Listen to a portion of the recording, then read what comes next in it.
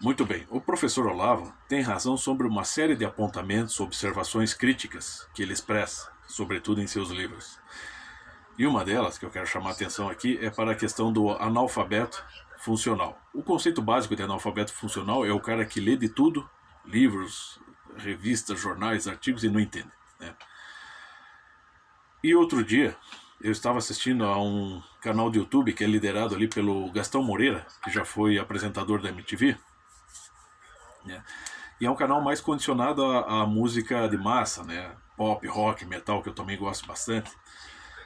E lá pelas tantas ele decidiu também recomendar alguns livros, uma bibliografia também mais condicionada a esse o tema, né, da música de massa. E antes de finalizar aquela transmissão, ele soltou a seguinte pérola: leia, leia para não ser enganado. Foi isso que ele disse. Eu fiquei pensando, mas como assim leia para não ser enganado? Eu tenho a impressão, esses caras parecem vivem num mundo tão estreito que até na hora que eles estão querendo recomendar, por exemplo, livros, eles continuam estreitos, continuam num mundinho muito estreito. Eles não conseguem sair daquele universo, aquele pequeno universo, né, como diria Renato Russo, porque toda a bibliografia que eles recomendam é condicionada a esse mundo. Aqui a minha biblioteca é variada, também tem aqui história do rock, tem de tudo aqui. Mas eles parecem que é só isso. Então é um mundo mais fetichista. E daí é isso que eu quero chamar a atenção aqui. Você percebe que aqui no Brasil, como o professor Lavo bem observa, que a ideia que, por exemplo, uma boa parte, pelo menos, da população brasileira tem, né, a respeito de intelectuais, de escritores, de filósofos, de cientistas, assim, parece estar condicionada a duas visões assim bastante estreitas, bastante radicais, bastante fixas no espírito. Que é ou se é tem uma admiração fetichista pelo cara, porque o cara é intelectual, ele tem necessariamente tem muito a dizer. Ou é uma espécie de distanciamento, do tipo assim, como se estivesse olhando para uma paisagem pitoresca, sei lá, exótica. Mas nunca, né, para esse determinado grupo, nunca tem uma afinidade, né, com essas pessoas. Então essa frase de não leia, leia para não ser enganado, não, pera lá, é entenda para não ser enganado. Você posso, por exemplo, estar lendo aqui o Paulo Freire, e se eu compreender que o Paulo Freire está querendo me enganar, que ele está querendo me conduzir para o movimento comunista internacional, bom, aí sim, aí eu tenho entendimento. Agora, se eu estou lendo Paulo Freire e acredito que a fim da educação, a finalidade da educação é conduzir as pessoas, os jovens, né, as crianças para a subversão, e no fim tornarem-se aliados do comunismo internacional, que é isso que ele faz mesmo? Não, aí eu estou sendo enganado. Aí a leitura, se eu seguir, se eu respeitar o Paulo Freire, né, na sua doutrinação, eu estou sendo enganado. Então a leitura dele me engana. Agora, se eu perceber a pegadinha dele e opa, não, por esse caminho eu não vou, já saquei a sua, já saquei qual que é a sua intenção.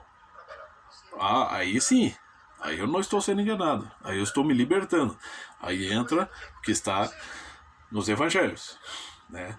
Que a verdade, só a verdade vos libertará. Conhecereis a verdade vos libertará. A verdade do Paulo Freire é essa, que ele é sim um cara subversivo, que ele tenta subverter sim a educação, perverter a educação brasileira. Pegue aí as estatísticas, né? E você tem até o slogan, Paulo Freire, patrono da educação no Brasil. Como é que está a educação no Brasil? Né? Aí você percebe como a leitura pode te enganar também. Você tem que compreender. Todo livro ele está ali para te ensinar uma coisa. Se você ouve realmente, por exemplo, você pega o Trivium, né? Por exemplo, que é as artes da lógica, gramática e retórica, nessa parte, né? Não, tem o quadrível, mas tem o Trivium, que pega exatamente isso, na questão da comunicação e da linguagem.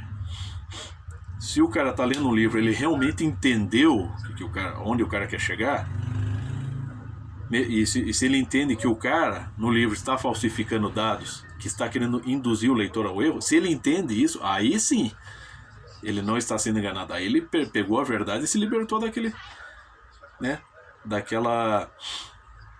daquele caminho perverso. Agora, se ele lê e acredita que é aquele caminho, que aquela mentira que o autor, que um autor pode estar contando, é o caminho certo, então ele está sendo enganado. Que é o que, por exemplo, um Paulo Freire faz, um Karl Marx, né? É claro que muitos intelectuais fazem isso. Não todos, uma grande, né? A maior parte está ali querendo conduzir a verdade. O Mário Ferreira está te conduzindo à verdade. Mas um Paulo Freire, um Karl Marx, não. Cara, você pega até o Marquês de Sade. O Marquês de Sade, ele é extremamente cínico e perverso, mas ele fala a verdade, ele é honesto.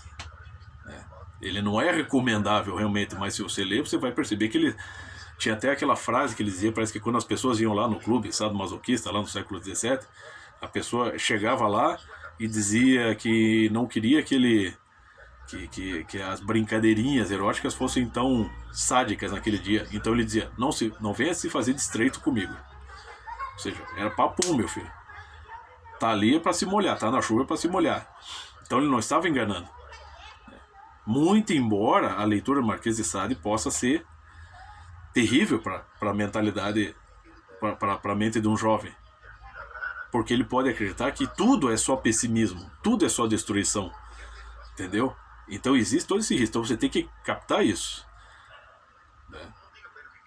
Mas